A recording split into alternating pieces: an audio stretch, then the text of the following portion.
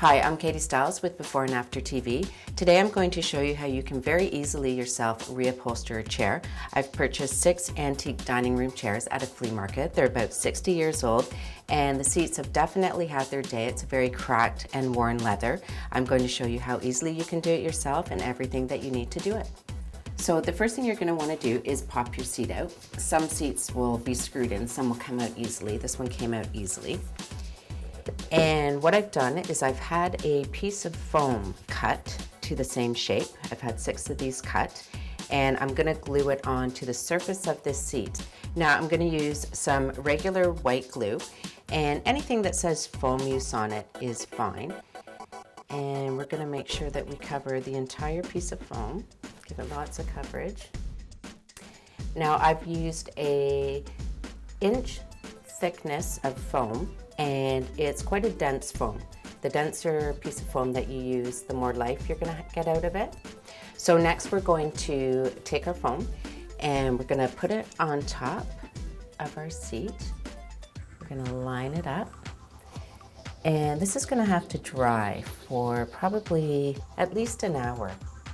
And the best way to let your seat dry with the foam on it is to flip it over. And that will give it the weight of the seat for the drying process.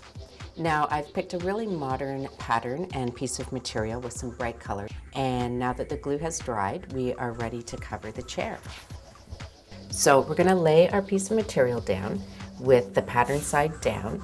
And I've cut it so it's about 6 inches on each side to give us the room. And we're going to place our seat cushion foam side down on top of it. We're going to pull up our first side of material, and the key thing to remember throughout all of this is to keep everything nice and tight. We're going to start right in the middle of that using a staple gun, pulling tight, and we put our first staple in. Now we're going to pull up on the opposite side, and again pull nice and tight. Find your center. Again with the staple gun, right in the middle.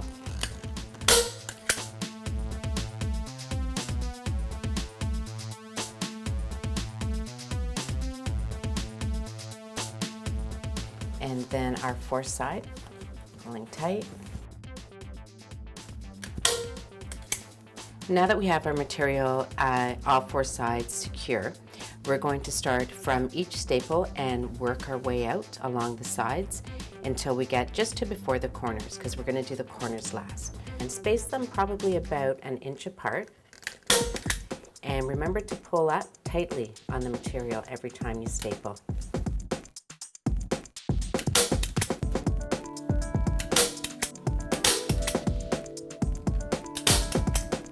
Now it's just the corners left to do, and you can cut off an excess of material and just pull up on the corner and just cut off about 2 inches that you will not need, and it'll just make it easier to put all of your staples in.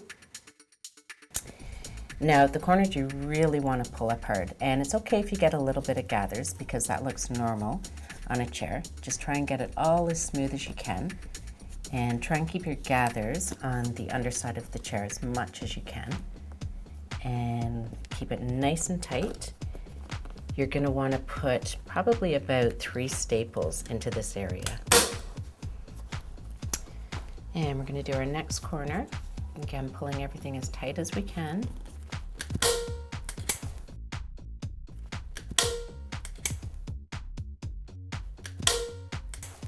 So there you have it. The corners, the sides are all done. Took about 10 minutes to do. I'm going to pop this back into place to show you how it looks. And just take it back to our chair. Pop it back into place.